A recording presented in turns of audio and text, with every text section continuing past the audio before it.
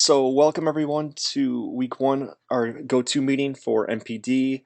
Just a heads up in case you're just joining us, I have everybody on mute. So if you have any questions or whatever, just go ahead and type in the chat box. Also, um, looks like we have a pretty big turnout here, which is nice. I know that Clovis is actually in Lebanon right now. So, welcome, Clovis. Hope your trip went okay. And And okay, so before we get started here, let me just kind of make one important announcement, actually, that I have to say. We tell this to every class every month, but there's always, some people, not so much in the on-campus version of the class, but usually online students who don't always attend these go-to sessions because, they're not necessarily required. But one thing that we want to point out right at the beginning of this month, okay, before you start anything, hopefully everybody had a chance at this point to go ahead and look at the announcements, look at the textbook and the materials, and I think a couple people have actually posted in the online discussion board, which is nice. But anyway, so before we get started, let me make one very very important thing that's really crucial to understand for this class before you get started with anything this month, okay? And that is that the projects that you do for this class are going to be a little bit different than any of the classes that you had before, meaning that the projects that you do for this class do not, I repeat, do not have to do with your final business plan. They can, but it's certainly not required. What I mean by that is that some of your business plans might be like, for example, a couple months ago, one of our students was doing their final business plan on snowboards or something like that, like manufacturing snowboards. Well, you can't really publish and distribute snowboards for projects in this class. And then sometimes I know that some of your businesses are like nightclubs. Um, well, you can't really publish or distribute anything related to nightclubs unless it's like a musical act or something like that. But what I mean by that, though, is that the projects that you do, for this class do not have to relate to your final business plan. Okay, for some of you they might, but it's not necessarily required. In fact, for some of you, the projects that you do for our class cannot really relate to your business plan, depending on what your business is. So that's just one thing I want to get out and establish right away, because even last month we had a couple people who still, even at the end of the month, did not quite understand that, and they were trying to tie in their project 3 with their final business plan for EBMS, and it's like they were missing the point. They didn't read any of the comments that Kim and I sent. They didn't attend any of these go-to sessions, and they never really understood that. So that's just one important thing that you need to understand right away before we get started this month, okay? And the other thing I was going to say, also, by the way, this is we're kind of on a new platform here with these go-to sessions this month. They're trying something new, so if there's any, if like the audio is not coming in, just let me know through the chat boards. But I think everything seems to be okay. But remember, I have everybody on mute, so just let me know if you're having trouble with the audio or anything like that. Also, just one thing to note for these go-to sessions, they're not necessarily required for the online students. Remember, the on-campus, you guys that are on campus are used to this now. These go-to sessions are required. There's like an attendance assignment that they make you do. But for the online students, these sessions are not required, but they're recommended, because in these sessions, what we do here is we show you how to do the projects for each week, and we kind of go over those things. And then also we'll plan to have these go-to sessions, each Tuesday, this time, 6 o'clock. That probably won't change this month, but if it does for some reason, just pay attention to the announcements. We'll put up the info each week on how to get to these sessions. And of course, if you can't attend live, that's okay, because we also record these sessions and put them on the archives afterwards. On that note, actually, even before we get started here, let's take a look here. This probably looks different from my end than yours, but here's a list of the activities that we have this month. I want to just point out um, one thing here. Let me see if it'll. No, it's not. Okay, yeah. So it probably looks different from this perspective than it does for you. But I just want to make you aware of a couple things here. Number one, first of all, you guys should have a listing of all the assignments that are due this month. We'll go over the week 1 ones here coming up here, but I just want to point out a couple things. Number one, if you want to go to the slides that we have that we use for the on-campus version of this class, and that kind of obviously each chapter correlates with the chapters in the textbook, but if you want to check that out, we have the slides available to you. Let me go back for a second here. So the slides, it'll look something like this for you. When you open this up, you can take a look here at all the chapters that we have, chapters 1 and 2, and then I guess it kind of goes in like an alphabetical type of order. So it has the intro down here all the way at the bottom, but then it'll go in order. So you have chapter 3, 4, 5, 6 through 10, and so on and so forth. So if it's a good idea as you go through this class, as you're reading the textbook, you might want to go back over and take a look at the slides that correlate with that as well. So those are there for you. Also, a couple of other things. Some of you are obviously familiar with our iTunes University that we have here, and you can get to some of our podcasts that way as well. But also what we've done for your convenience here is if you go down to this download that says video resources, we actually have a list of actually we have a go-to page, or I'm sorry, a YouTube page, I should say. So if you click on this, and I'm just going to do a shorter, I'm just going to copy and paste this and put it into a different tab. I think that'll make it faster. But if you go to our YouTube page here, we have a listing of archive go-to sessions, and then also all of our podcasts. So there's lots of things to take a look at.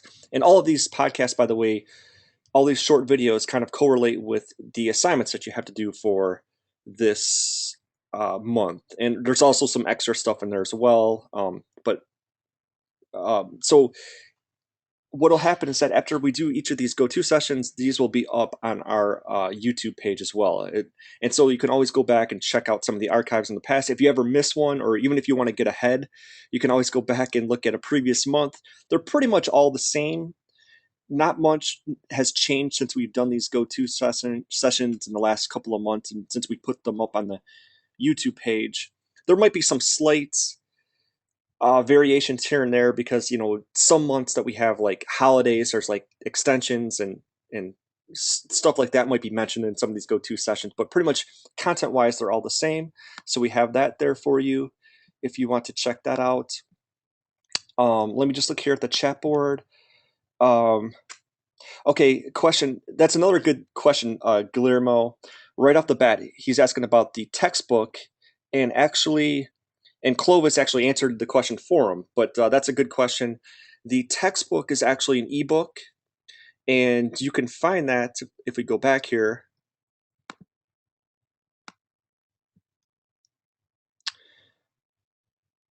Yeah, the textbook here should be in one of the announcements right here. It says course textbook, outline, and syllabus. And if you click on this here,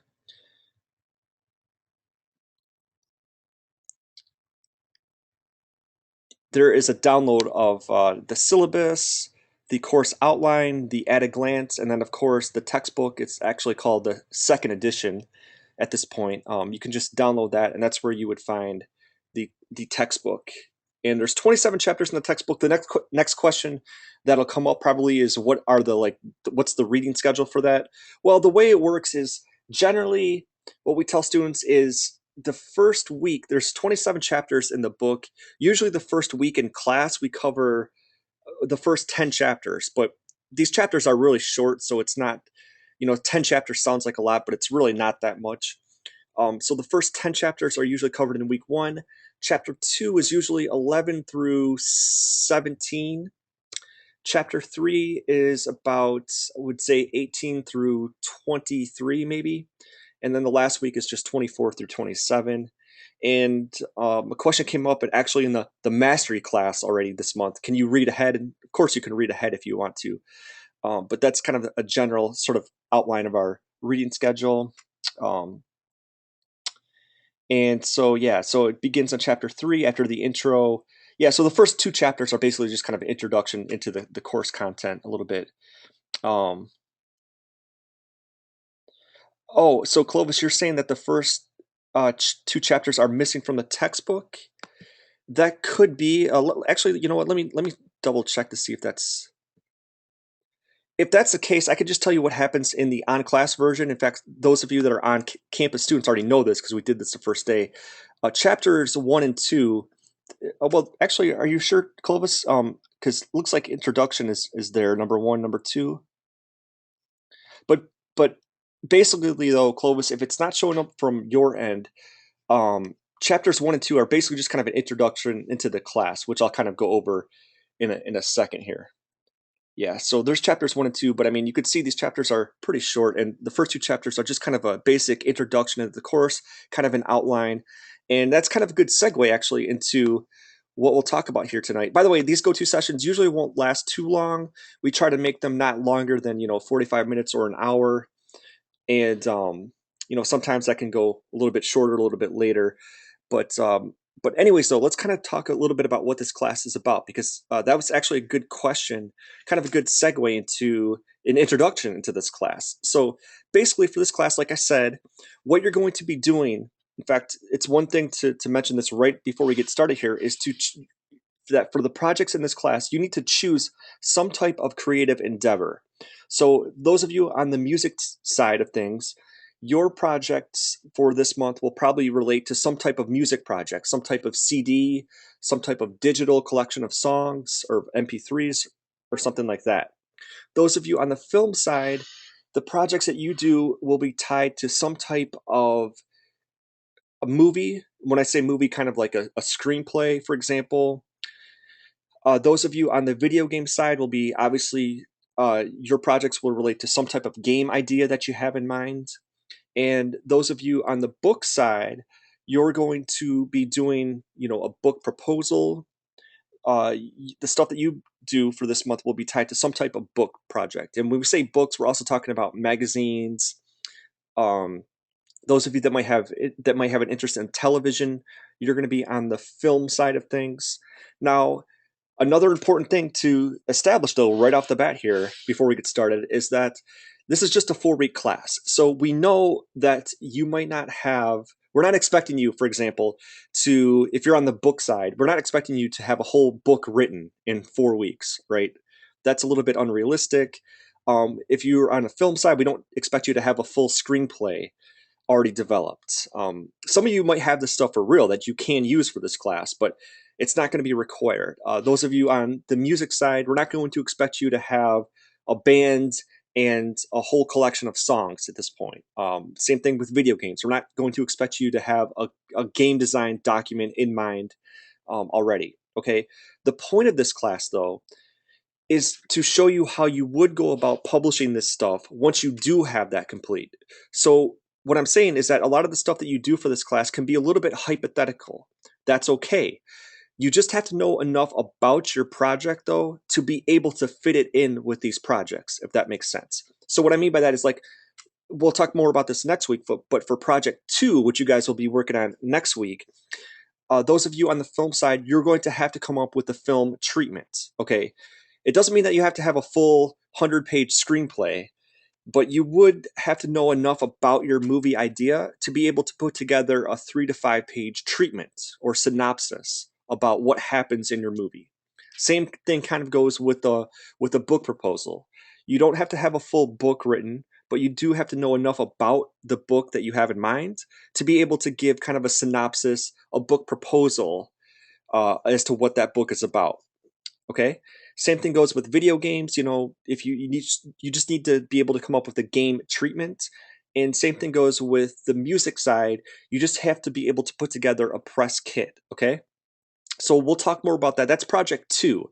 But at this point, it's important to plant the seed in your mind that that's what you're going to be doing, though. And remember, it does not have to relate to your final business plan for EBMS. Okay, so you can have fun this month. You can be a little bit creative. So we've had students in the past that have gone through this class and have actually done these projects for real now. And I'll show you examples of that as well. Okay, but regardless, though, whether your interest lies in printed media, music, audio, visual, video games, television, whatever it might be, this course will have something for you. Okay. And the way that this course is set up is that the first 2 weeks of the class, we show you how you go about getting this stuff out there to your customers the old-fashioned way. Which, by the way, when we say old-fashioned, that's not to mean that it's antiquated and it's outdated, because it's certainly not. In the industry, actually, I would say the majority of content that gets published and distributed still goes through the chains of the traditional way. Okay, so we're going to show you in project one, it's about finding an agent and how to solicit that agent and writing a letter to that agent. Okay, and then project two, which we'll talk about next week, is about submitting the content to that agent, a book proposal, a film treatment, a press kit, etc., to that agent. Okay, so that's the first 2 weeks of class. The second half of this class, the second 2 weeks, the last 2 weeks of this class, we'll show you about how you can go about doing publishing and distribution yourself. In other words, if you get rejected by agents and you feel hopeless, um, 5 years ago, that was kind of a dead end. You had no options. But in today's day and age with self-publishing, we'll show you how there are options for you. In fact, you can actually make more money doing it the new way, the self-publishing model. Okay, so that's what this course is set up to do, is that the first half of the class, we show you how to do things the traditional way. The second part of class, we show you how to do things the new self-publishing way, okay? So the way that this course breaks down, in fact, well, let's just kind of go through these. Okay, so project one, which we'll talk about tonight, is the query letter. Okay, that's 10% of the grade. Project two, which we'll talk about next week, is 20% of the grade. Project three, which is due at the end of the month, that's 20%. I'm going to talk about project four here in a second, but um, you have, for the online students, of course, you're used to this in all your classes, right? There's 4 weekly discussions. Just as usual, just make sure to get your initial post in by Wednesday of each week, Wednesday night at 11:59 p.m. And then make sure to get the full credit. Make sure that you're doing, a response post to somebody as well, by Sunday, of course. And for you on-campus students, this part right here, this 4 weekly discussions, is actually replaced. Obviously, you don't have discussions, but for you guys, instead of the 4 weekly discussions that, each discussion counts for 5%, you guys have 5 case studies, which Kim explained yesterday in class.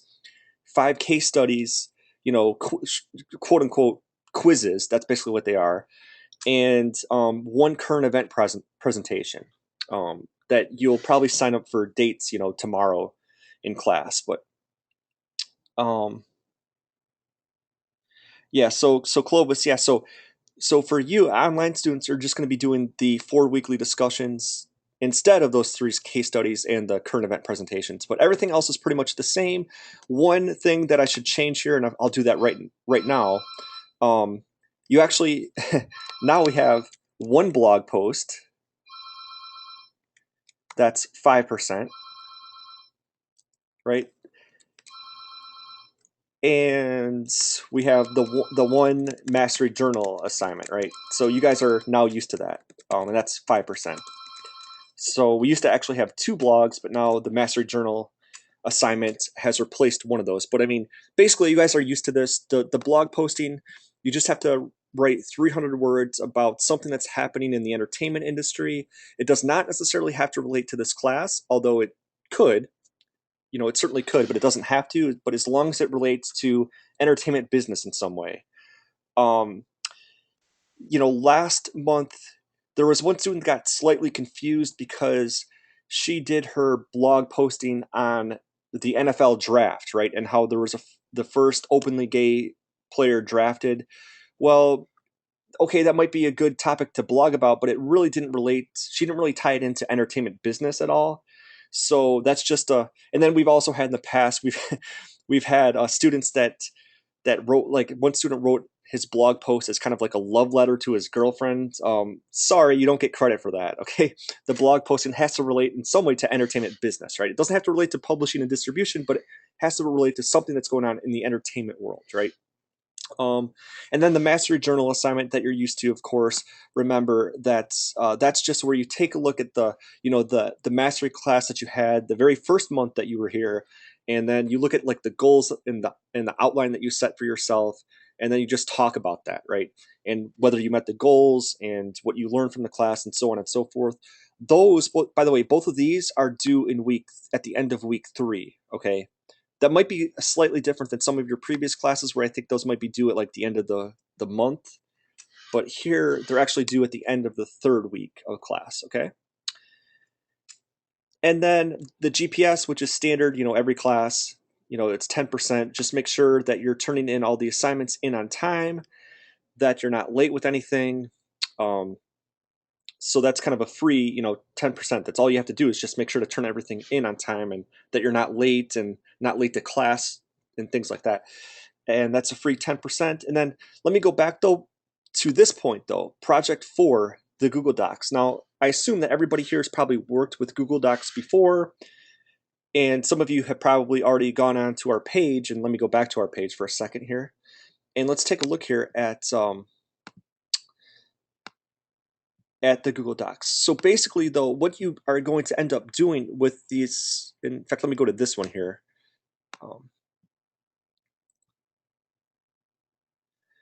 What you're going to be doing basically is that right here at the beginning of the month, you are going to choose a team to be in, right? I already mentioned some of the teams, right? You can be on team print, which is basically books and magazines. You can be on team film, which also includes television. You can be on team music, and you could be on team gaming. So you have to choose one of those 4 teams to be on. And let me take a time out here for a second. Let me also go back to my original or my first point, which is that the stuff that you do in this class do not have to relate to your final business plan.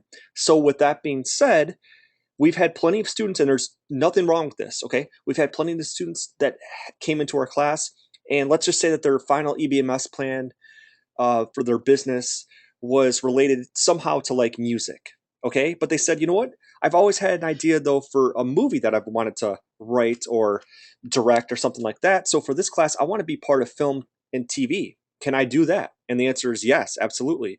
This is the class, maybe the only class in the entire program where you have more creativity. And that's not a knock against the other classes, but this class is kind of set up to be a little bit more creative, to be a little bit more fun, um, so that you can develop some ideas that maybe have been lurking in the back of your mind, that you maybe something that you've always wanted to do in relation to music, film, print, or games.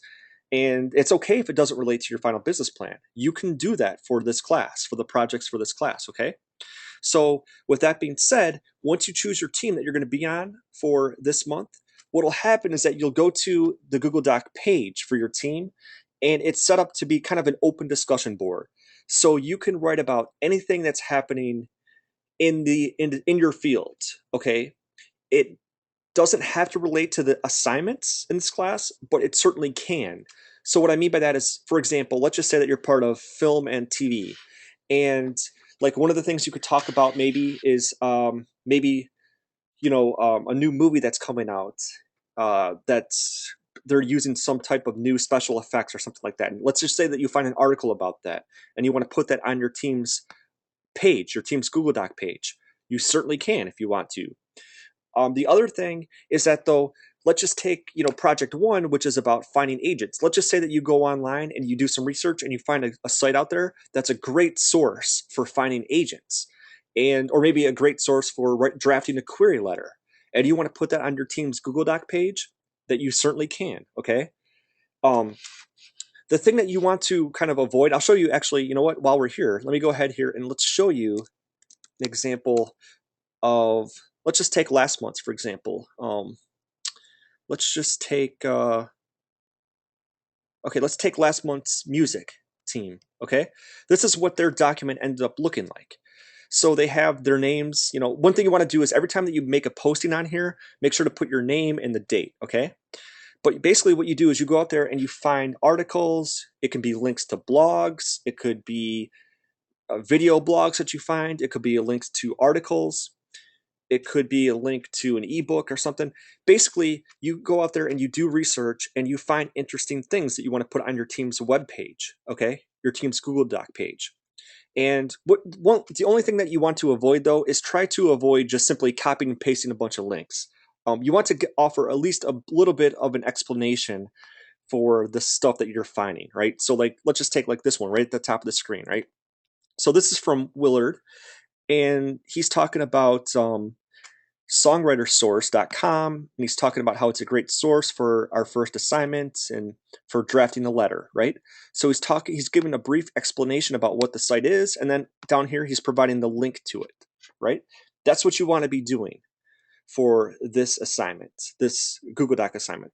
The reason why, by the way, the reason why it's called collaboration assignment um, is not that you're graded as a group, because it is an individual assignment, but the idea is that you can help one another by that example I just showed you, by Willard, providing links that his other team members can use to find sources on how to draft a good query letter. That's why it's called collaboration. It's an individual assignment, but it's a way that you guys can help one another with the assignments, or just help each other find out about what's going on in your various fields, right?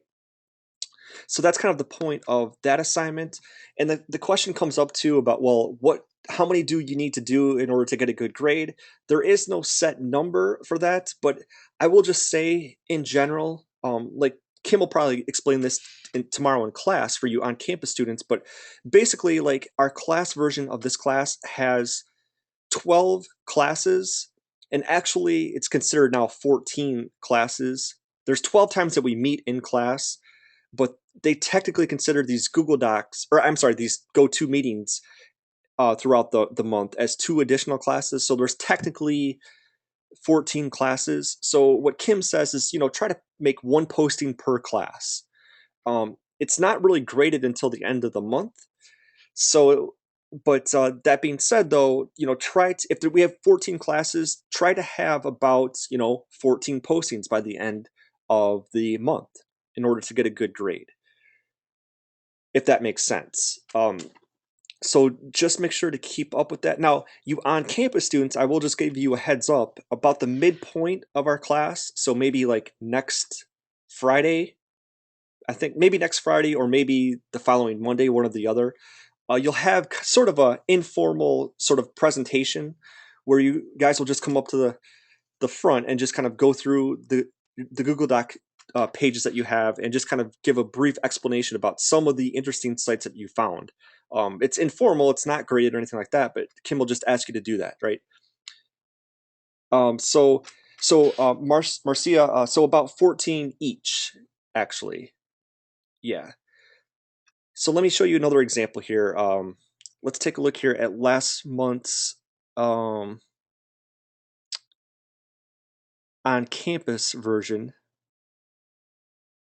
Okay, so this is last month's on campus version. Some of you guys probably know the group ahead of you, but this is like, for example, Courtney, right? So she's going through here, and you could see, she's doing the same thing what I just showed you with the other one, right? She's finding articles.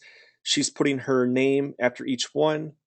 I mean, ideally you should put the date too, but nonetheless though, so you can see here how she has about 15, 16 links, right?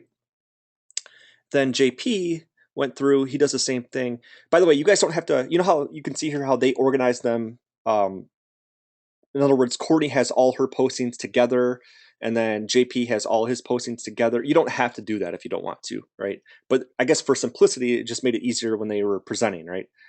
So you can see down here, JP has about 14, and that's all there was on last month's music team. So, okay, so that's the collaboration assignment, what we call, or the Google Docs assignment, or what we call Project 4, but it's all, all those names are the same. And that's 10% of the final grade, okay? So now for the online students, the discussion for this week, and I know that some of you I think have already posted on this, but basically the discussion asks, okay, in your field, why might it be necessary to have an agent? How can you go about finding an agent? By the way, I'll show you some examples of this coming up here in the next few slides when we talk about Project 1. I'll show you some sources for where you can find agents, okay?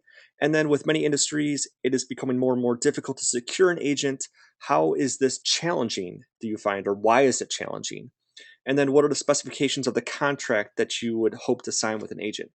Now, one important thing that I want to mention here before we look into project one is that this class, when we talk about agents, okay, we're not necessarily talking about talent or booking agents, okay? That relates a little bit more to your project and artist management class that you guys had with, it was probably Jill, okay? It may have been somebody else, I'm not sure. But anyways, that talent and booking agents apply mostly for that class. For this class, we're not necessarily looking for talent and booking agents. Sometimes it is true, sometimes these things can overlap a little bit. But for this class, we're mostly looking for agents that are interested in shopping not the talent, not you, the artist, but shopping the creative work that you do, if that makes sense. So, what I mean by that is that, like, for example, in the film industry, you're going to be looking for literary agents. Okay, that's not to say that you can't find talent agencies that don't have agents that specialize in literary works, but you're going to be looking for an agent that's specifically going to shop your screenplay. You're not looking for a manager that's going to manage your career.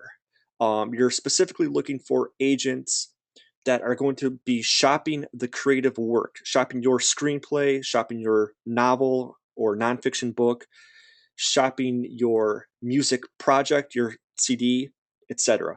It is true, once again, it is true. Sometimes these things can overlap between talent and literary and stuff like that.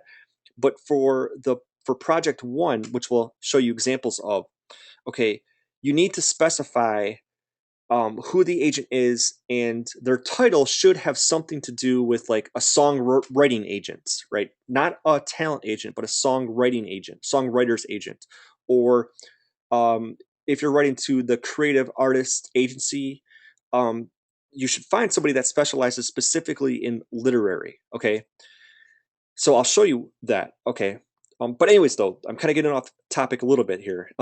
So the week one discussion for you online students is just talk a little bit about the importance of agents for your field. Okay, so we talked about the collaboration assignment. You know, make sure to just choose a team at this point. We're not going to get too heavy into content tonight. I won't go through the book and go through all the chapters, but I will just say it's kind of an introduction to this class. And if we look at the publishing world, publishing history, you know, centuries ago, prior to the 1430s, reading was not really for everyone. It was mainly for the super elite, right? The people that had to make laws, and really it wasn't like a leisurely activity. A lot of people didn't do that. But of course, with the invention of the printing press, the Johannes Gutenberg printing press, that kind of changed the dynamic of the print world forever, right? Meaning that like all of a sudden the middle class suddenly did read a lot, and you had the rise of the middle class. And even back then, it kind of, ironically enough, it works kind of the same way today if you were an author, meaning that a talented author, even today, it's hard for them, if not impossible, to submit works to a publisher, right? Just like if you're a musician, by the way, when we talk about publishing in this class, we're not just talking about books, we're talking about music, films, games, etc. But if you're a musician, for example, it's not like you can just come up with a CD and just take that to Universal Music or something like that, or to some other music company, record company, or record label, because it doesn't really work like that. The reason for that is that if basically everybody thinks that they're a superstar, right? And if publishers, large companies, large record companies, or large book companies, if they just took everything that everybody gave them, they would just be overwhelmed with the amount of material. They just simply can't sift through all that. They can't possibly get rid of all of that and distribute all of that, right? So what they do is what they rely on is kind of an intermediary, right, which is an agent. They trust agents to be able to be their censor, if that makes sense. The agent is able to take works and say this is good and this is not good, right? This is going to sell, this is not going to sell. And that's why for project one, that's why the assignment is to go out and do research, find an agent, and then write a query letter to that agent. You can't just send a query letter to a publisher because unsolicited works tend to go right in the garbage, right? So that's why you need to find an agent. Now, the next question that's going to come up is how do you find an agent? And there's some examples here. I will just say though, before mentioning or before looking at the slide here, that part of project one is to actually go out there and do the research on how to find agents, right? It's not, because sometimes Kim will be asked by a lot of students, like, well, where can I go to find an agent? And it's like, well, that's part of your research, right? But that being said, here are some helpful guides that you can look at. If you, well, for example, they have some of these in our Full Sail library, but even if you're not here in Orlando, they have some of these at your local bookstore, local Barnes and Noble. There are at your local library, whatever library that's a public library, a school library. Like here in Orlando, there's the UCF library, things like that. But also a lot of the stuff you can find online, right? You can find agent listings, and I'll just show you an example right here. Let's just go for, I don't know, I'm just right off the top of my head. Okay, let's just take a look here at film. If you go to the Writers Guild of America's website here, let's just see here. Let's just go to writers agency list, and here's a listing of different agencies that are out there, right? So I won't go and do a bunch of searches here, but the point though is that with enough research though, you should be able to find an agent, okay? But here are some sources that you can check out though. Yeah, so Clovis, yeah, so Amazon would have these, but again, we're not gonna try to make you go out there and buy certain directory books. You know, you could find, like I said, you can find a lot of these at the public library where you don't have to pay anything. And like I said, you can, with enough research. In fact, let's just go to another site offhand. Here's a site also. Well, again, I'm not going to go through the entire site, but here's another site that you can check out. There's somewhere on here, I think there's a listing of agents that they have, or a listing of agents, but even just doing a Google search on, let's just take a list of a song. Well, here, by the way, here's a book for those of you on the music side that you can try to find. There's a songwriter's market, but again, some of this stuff you can find online for free just by doing research without having to pay any money, right?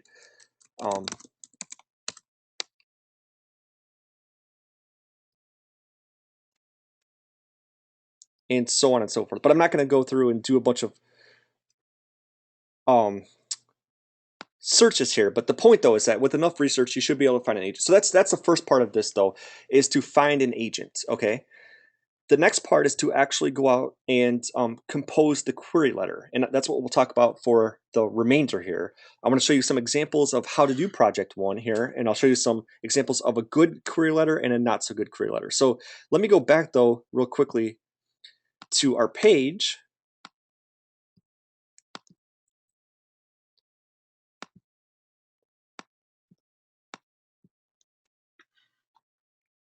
Okay, so if we take a look here at project one, first of all, it's going to give you, if we look here at the assignment instructions here, it's going to give you some other things which I won't really go into, but they're helpful resources that if you want to check out. There is the agency legal document, the contract. Forgive me, I don't know why this is taking so long. Let's try this again.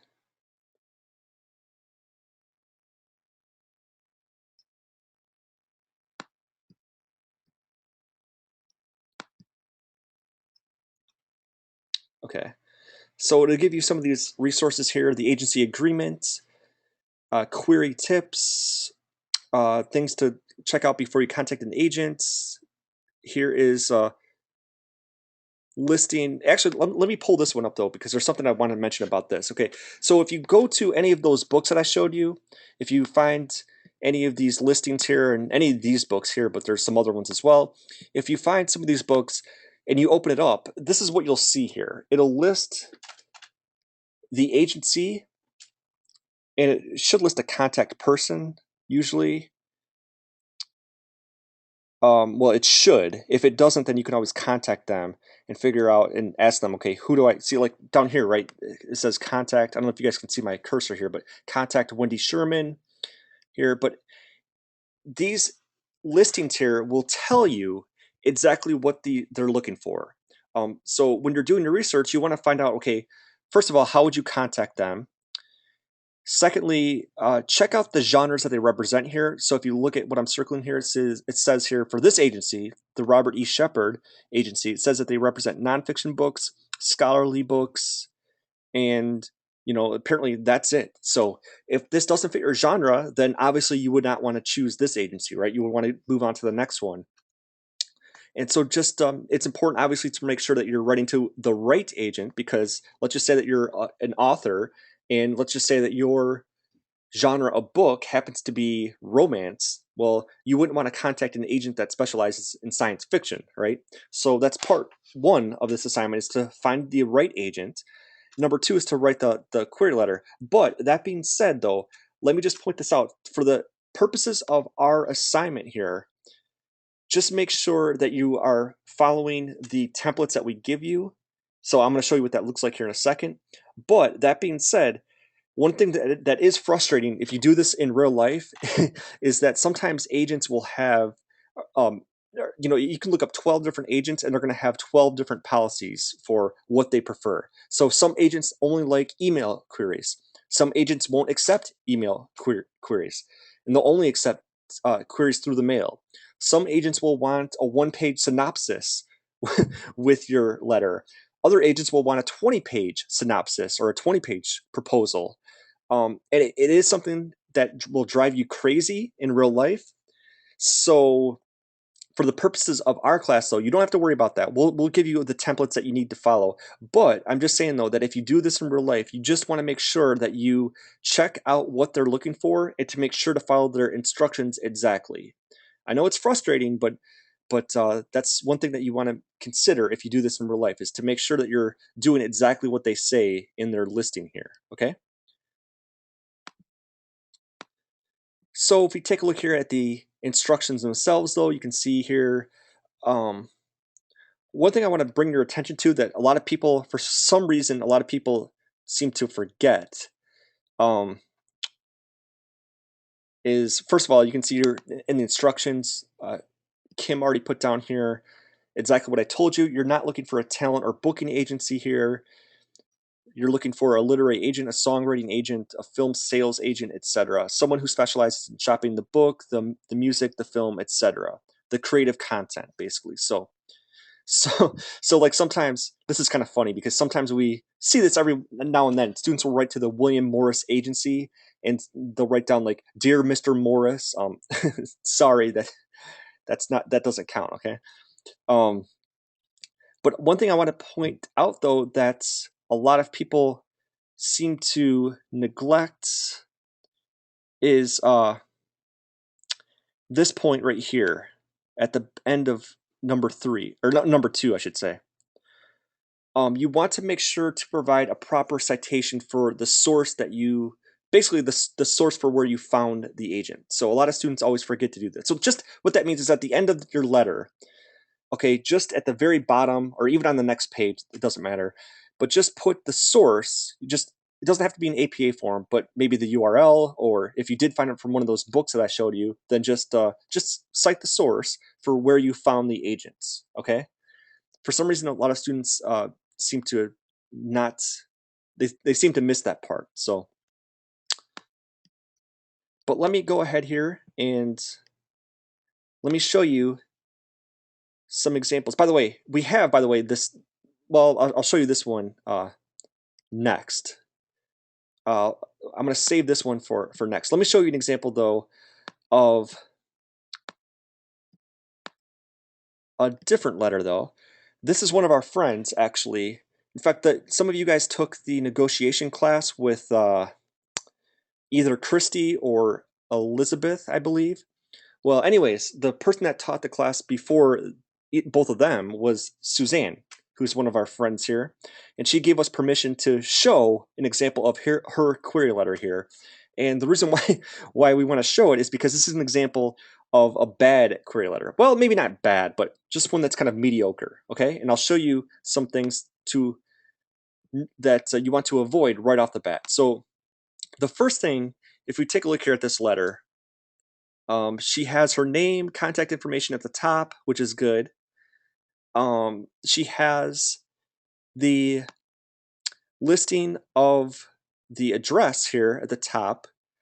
Okay, that's good. One thing to point out though is that technically speaking, this date here should actually go above here. Okay, so let me just do that right now. So let's cut this out. And so the date should actually go up here. And then you would have the address. Okay, that's just a minor thing, not a huge thing. But right off the bat though, one thing that's a huge turnoff to agents. In fact, if you go online and you do some research and you check out some interviews with real life agents who do this for real, this is one of the things that they say right off the bat. They'll throw your stuff right in the garbage. That's this "to whom it may concern." You never ever want to write a letter to an agency, or in most cases, I would even say if you're doing like a cover letter for a job, you'd never want to write a letter that's addressed "to whom it may concern." Okay, you always want to find a specific individual. The reason why I say that is that a lot of these agencies, like, in fact, while I'm thinking about this, let me just pull this up here just to show you what exactly what I'm talking about. Okay, let's just take let me go to a site here called hollywoodlitsales.com. Okay, and let's just take a look. This is a great site, by the way, if you're interested in the film side of things. They give you some query examples too, but let me show you something here though. Let me go back to their main site here.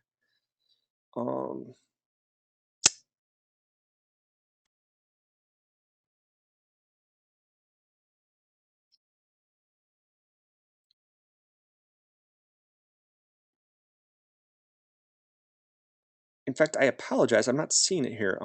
They used to have a listing of all these different agencies. Well, tell you what. Let me go to a different site. Let's go to IMDb here, and I'm going to log in.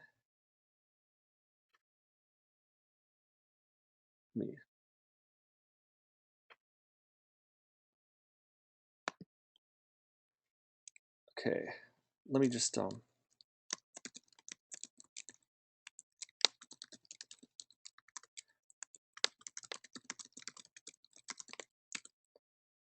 oops.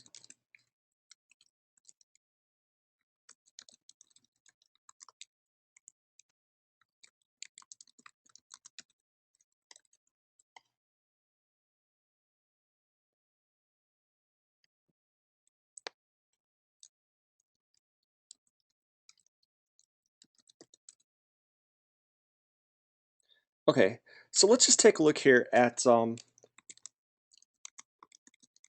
writer, and let's just go to his the guy that wrote Seven, by the way.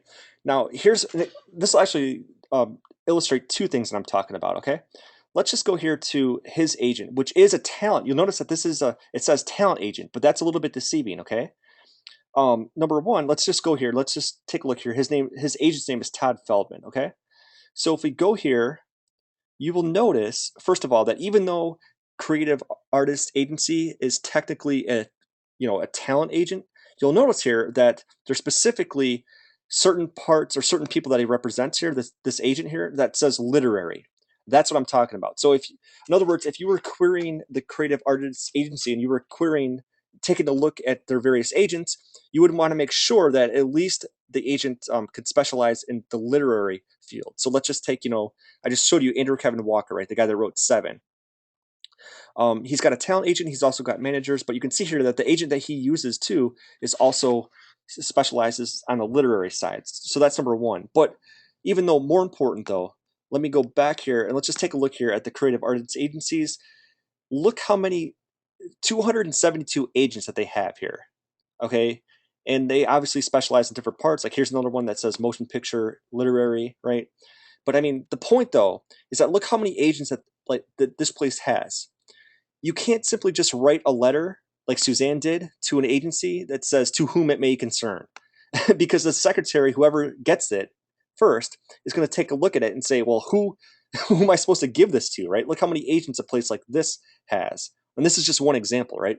So the point, though, is that if you ever find an agency listing and there's no person listed, well, then pick up the phone and call them, because that's the way that you're going to be able to find the specific person that you need to in order to. And by the way, they're not. We've actually had people that have come into our class as agents and given guest speakers, and they said that the agency is not going to get mad at you if you call them and simply ask that you're trying to, give a query letter to somebody and you're trying to figure out who is the best person to give it to. They're not going to get mad at you for that, okay? So that's number one. That's a mistake that Suzanne made, okay? To whom it may concern, okay? Number two, she starts off the letter kind of a little boring, for lack of a better word. She says, I am writing in response to your latest query for blah, blah, blah.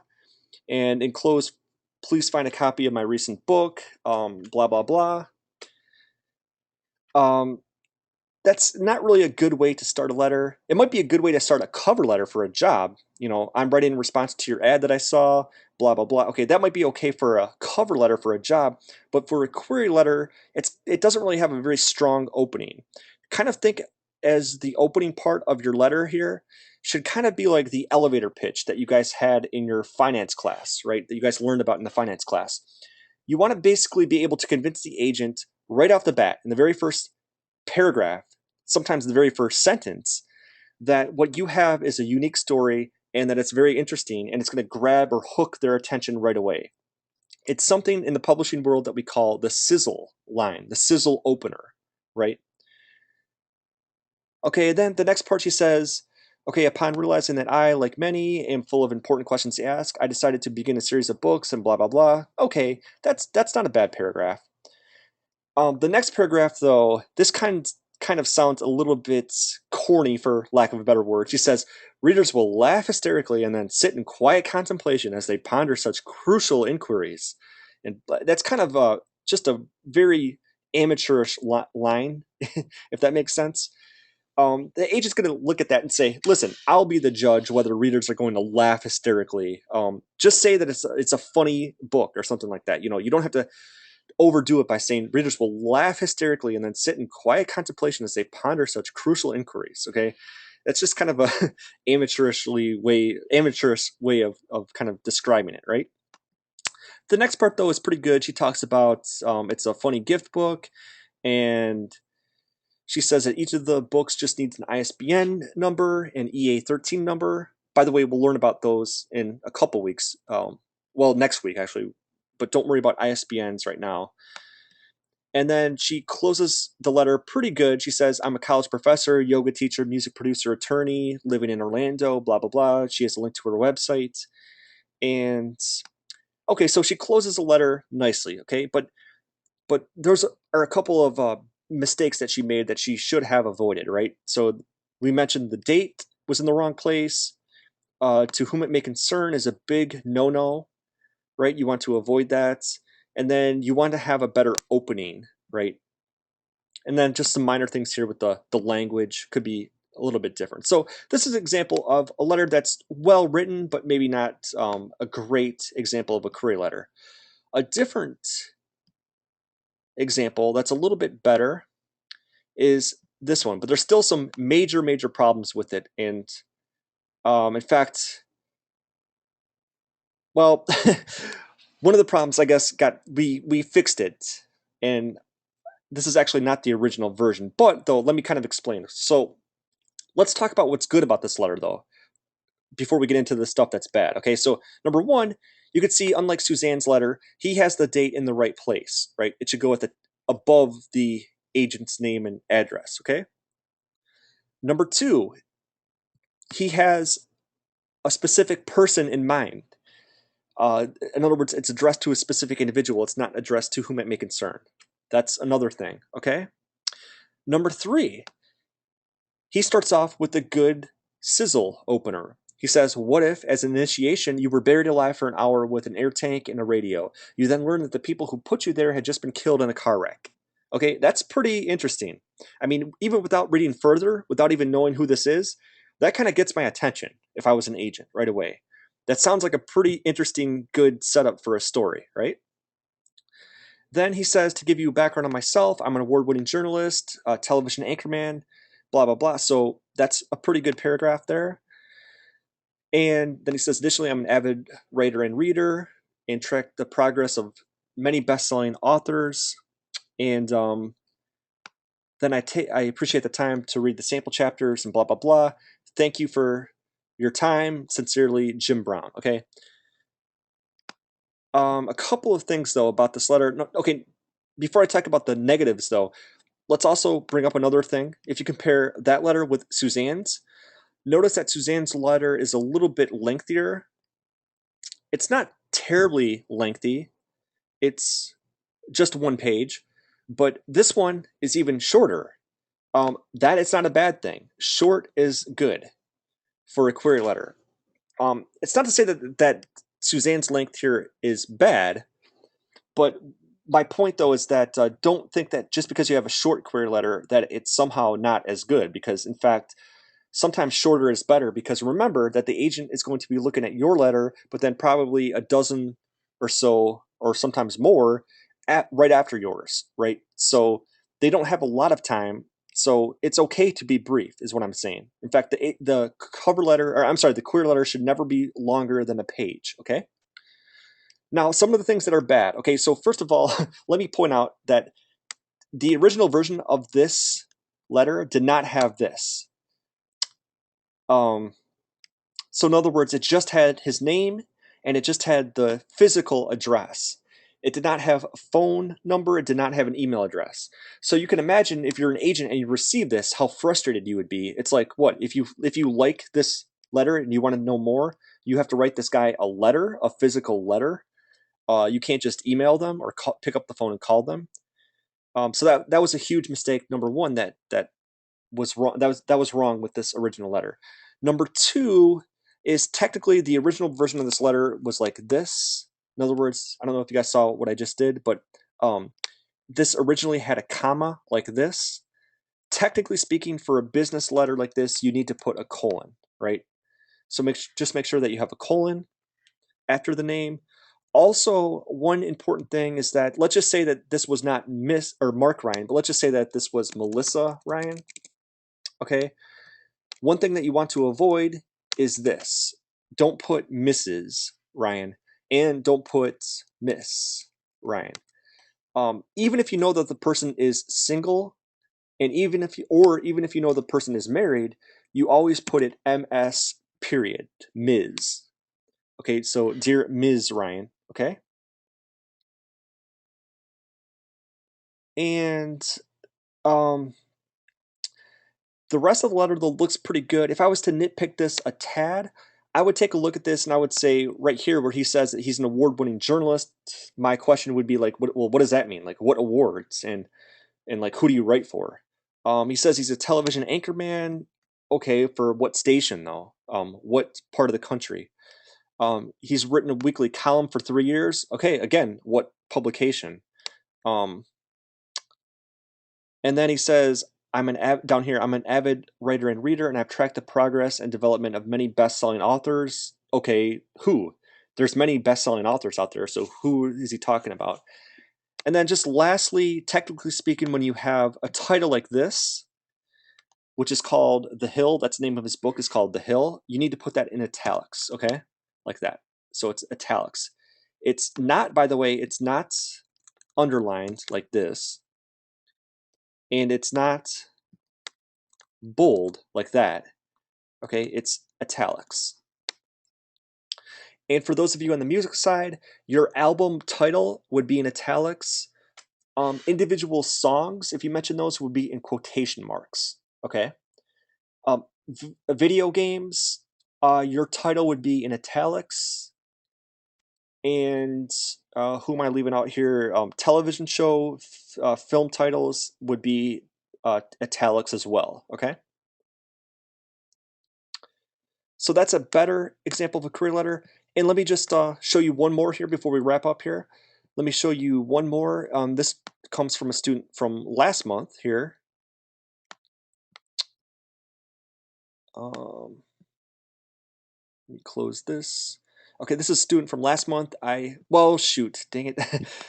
I was going to keep her name anonymous, but apparently the title. Anyways, okay, just pretend you don't see the name. Okay, so this is a student from last month, and this is an example of a good query letter. Okay, so she's got the date in the right place, and she's got the name of the agent and the address, and then dear Mr. Chevion. Okay, and then she has a really good opening sizzle line, right? She says, "Imagine your life took an unpredictable turn, and now you live homeless on the streets. In the middle of your daily struggle, a stranger approaches you and asks you, 'Do you want to live your dream for 24 hours?' You can decide what you want to do, whom you want to meet, and what you want to be for 24 hours, no limits. What would you do? Welcome to the Unfortunate Get Fortunate TV show," right? So that's a pretty good opening sizzle line, or sizzle paragraph, I should say. And with this opening sizzle paragraph, remember, you can be as creative as you want. As I mentioned before, it's kind of like the elevator pitch for your little letter here, right? What's going to get the agent interested right away? What's going to be that hook that grabs them to them? And then she says a little bit more about herself. She's a journalist from Europe and a television screenwriter with 4 years experience in the industry. Her storytelling and writing have received international recognition and various awards. Once again, to nitpick this a tad, I would just want to know maybe what awards is she talking about, and what does she mean by international recognition? She says, "I would love to work with you in the future. The full manuscript of The Unfortunate Get Fortunate." Technically speaking, here, this should actually be in italics, not quotation marks, right? Because this is the title of a TV show, and also get would actually be capitalized like that. So it would be something like this.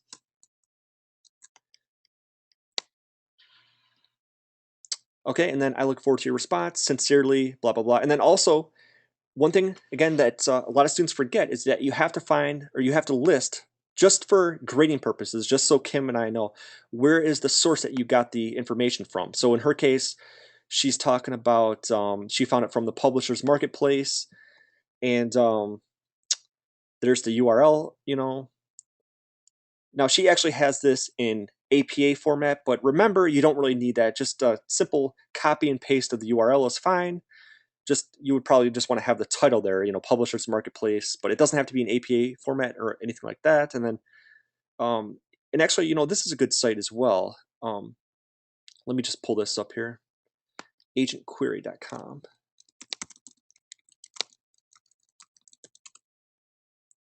So for those of you on the book side, here's a good listing of agents that you can find, or a good site just in general, that'll give you some more stuff, some of the stuff that we've been talking about already, submitting to agents, how to write a query letter, things like that.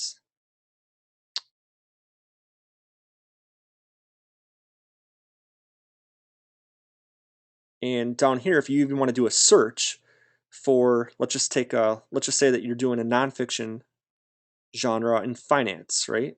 And let's just do a quick search on that. So this site here will give you some listing of agents that you might want to check out. And just a quick reminder, just to remind you that if you were, let's just say that you were querying this agency, remember, don't just say dear sir or madam, you would want to put the name of the person. So in this case, it would be Stephanie Lee, right? And then they'll also tell you, again, what genres they represent. So in fiction, they talk about literary fiction, crime, commercial fiction. So it looks like this one has a pretty eclectic selection here, different types of genres that they represent. But again, this is just a site that you can check out, right? So I think that'll probably wrap up. I'll have to do the attendance question for you on-campus students, but before doing that, does anybody have any questions about Project One or about the class in general? Remember that all you guys have to do for this week, is just, at this point, you probably want to just choose a team to be on for the Google Docs, right? Either music, film/TV, books/magazines, and video games. And make sure that online students, make sure that you do the discussion, just about agents, about why you think they're important for your industry in order to shop your content, etc. And then the project one is due Sunday at 11:59 p.m. Remember? So if any questions come up in the meantime, just feel free to send Kim or I an email. Of course, you on-campus students will obviously we'll see you tomorrow in class, but if you have any other questions, just feel free to send us an email. And I'm trying to think if there's anything else to say before we wrap it up here. And it looks like there's no other questions. So I want to thank everybody for attending. Let's go ahead and we'll take a look here at the attendance questions.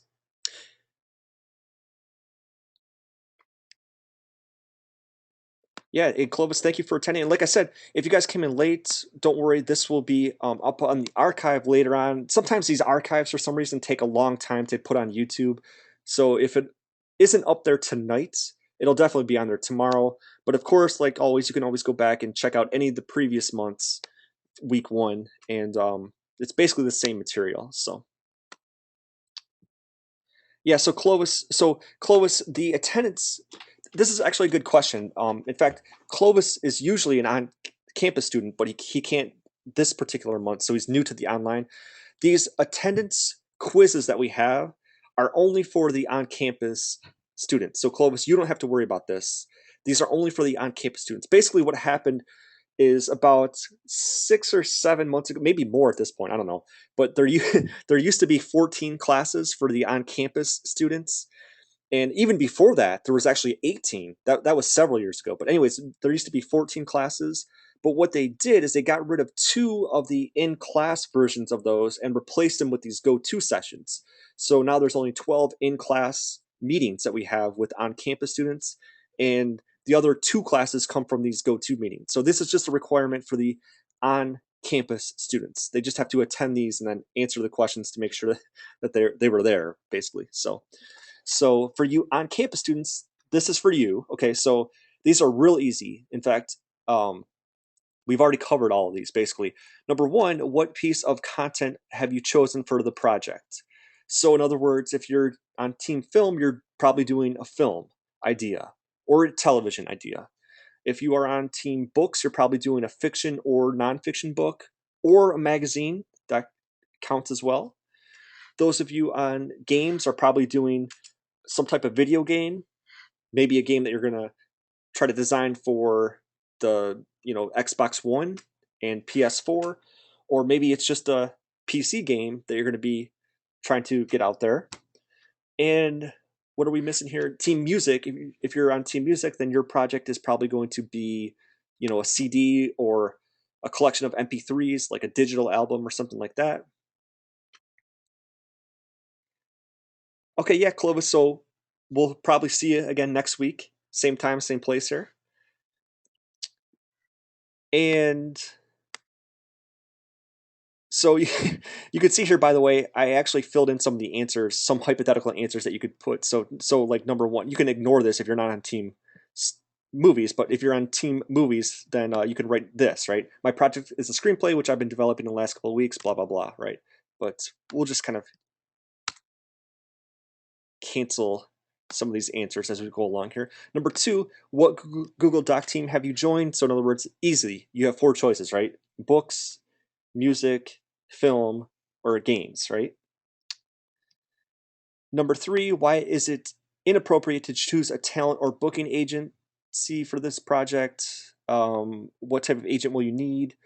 Well, basically, the answer to that is you can just read this if you want, but basically, the agent that you need for this class will be shopping the content itself, okay? Not just the talent, not just the artist. They're not just trying to get you gigs. Again, sometimes these things can overlap a little bit, but specifically though, the agents that we're looking for here are agents that will be able to shop your creative content. Okay, not get you a gig at the Amway Center if you're a musician or something like that. We're looking for an agent that will shop the work, the writing, the music that you have written, basically.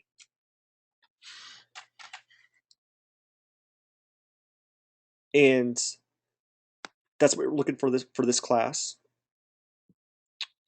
Number four, where can you find an agent? Well, you can say different sources like the Writers Guild of America website that I showed you, that site I just showed you, agentquery.com. You can just say internet searches in general. You could say industry directories, which kind of go back to, if we take a look here at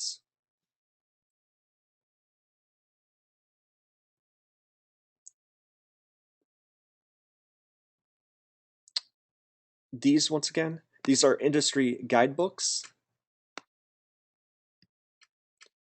Songwriters Market, Guide to Literary Agents, How to Get a Literary Agent, etc. Um, this being said, let me take a time out real quickly though, and maybe I should have mentioned this before as well, but if anybody is on team video games, it's a little bit trickier for you guys because for you might not necessarily be pitching to an agent per se. It might be more of the game de- designer, developer. Um, if there's any questions on that, basically use your judgment in terms of of the quote unquote agent that you would find. If you're not sure of that, like if you find somebody and you're not sure if that would count as an agent, just send us an email and we'll let you know. But for you, you might have to be a little bit creative or a little bit, it's a little bit different for you because the gaming industry is slightly different the way it works and operates than any other industry. So but you just kind of use your judgment in terms of the contact person that you would go about pitching your game to. So I just want to mention that. But number four is basically, it could be internet searches, it could be industry guidebooks, things like that. So number five is what kind of letter formatting style is required for the project. Well, I didn't mention this, but I mean, you could have easily seen from the examples is that we call that block style paragraph, meaning that everything, when we say block style, you guys, I'm sure, already know what that means basically, but that just simply means that what we're looking for here is everything is flush left, right? So there's no like tabs or anything like that. And it's single spaced and it's double spaced between paragraphs, basically. That's all that block formatting means. Um, so it's block style paragraphs. So single spaces, two space between paragraphs, and everything flush left, right? Number six, what are acceptable ways in which you can source or cite the agent? Basically, don't worry about APA, just as long as you have some kind of listing for where you found the agent. So it could be the name of the book, the directory. It could be the name of the website and the URL. That's fine. So any styles is fine, okay? And then number seven, what is a sizzle opener? Basically, you could just simply write, it's kind of like an elevator pitch. That's what a sizzle opener is. And obviously, where is it found? It's found in the first paragraph. So not too hard on that one, right? But it's basically just a opening elevator pitch that'll hook the agent's attention right away. That'll get the agent's attention right away. Okay. Number eight, what kind of information should you provide in the query letter? Well, basically, this comes down to information about the project itself.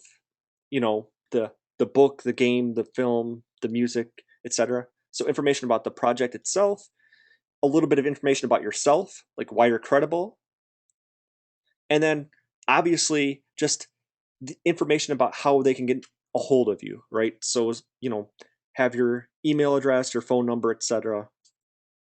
So basically just three things, right? Information about the product or project, information about yourself, and information as to how they can get in contact with you. Okay. Number nine, what resources do we provide to help you? Well, you could just simply put, you don't necessarily even have to name them by downloads, but you could just simply say the resources that are attached to the assignment itself, right? So if we go back here, we have these things, right? We have the agency agreement, we have agent query tips, we have a checklist of before you contact an agent. We have the guide to literary agents example, what a page looks like, and we have the sample query letter. So you don't necessarily have to like list all of these things by name, but you could just simply say for that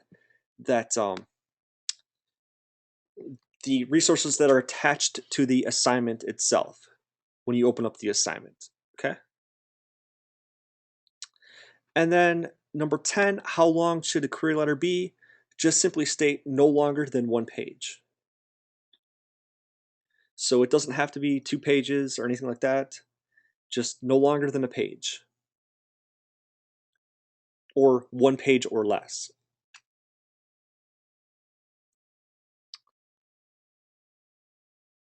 Okay, so I think that'll wrap things up. If there are no other questions, I'll go ahead and I'll close this out. Remember, okay, Kimberly asked, okay, in the query letter docs, the information about ourselves doesn't need to be true, or can we? Okay, Kimberly, good question. That's a really good question. Okay, I would say for this, try you can embellish a little bit for this, but try to be very accurate with it. Try not to make up a lot of stuff for this project. For the next couple of projects, you can be a little bit more hypothetical, but for this, I would say that try to be as truthful as possible for this. I guess if there's something specific that you're not sure about, you can always send us an email, but basically for this one, try not to make it a lot up. What I mean by that is for this one, there's a lot of things that you can't say. Even if you think that you don't have a lot of accomplishments or whatever, you can definitely talk about, if you're talking about yourself, you could definitely talk about your background. You could talk about you're a master's student and you probably have at least some knowledge and background into the field that you're going to be doing this letter for. So that being said, I think that you would probably have enough information, enough sort of impressive things already. But if you're not sure, if there's something that you want to, I guess, invent, I guess that would be okay. But what we say, what we say to students though is don't like exaggerate too much. In other words, don't say like, for example, for next week for project 2, if you're on the music side, one of the things that you have to talk about is a gig sheet. And let's just say that you're a hypothetical band and you haven't played anywhere. Well, you can make up like venues and stuff like that. That's okay, but don't go over the top and say that you've sold out Madison Square Garden for 2 years running now or something like that. Don't just be a little bit realistic in terms of that. But I mean, it's okay to be a little bit hypothetical and to embellish a little bit, if that makes sense. Does that make sense a little bit, or at least more sense, Kimberly? Okay, okay. So I hope I hope that helps. Okay, so or for example, if you're a filmmaker, don't write a letter to an agent and say that you taught Martin Scorsese everything he knows or something like that, or wild things like that. But it is okay to embellish a little bit though. Okay, well, I want to thank everybody for attending. Remember that this will be up on the archives later on, or on our YouTube page, I should say later on. If it's not there tonight, then it'll definitely be there like tomorrow morning sometime. So remember, if you have any questions, because we do these Go To sessions on Tuesdays and the assignments are never going to be due until Sundays, that leaves a lot of open time. So if something comes up and you're not sure about anything, then just go ahead and send us an email and we'll be happy to get back to you. We're usually pretty good. We get back usually within 24 hours. So if there's any questions, just let us know. But other than that, I want to thank everybody for attending. We'll go ahead and we'll close things out now. Remember, we'll be back here same time, same place next week. Just again, look for the announcements on there and we'll see you then. So everybody have a good night, a good rest of the week, and you on-campus students, we'll see you tomorrow.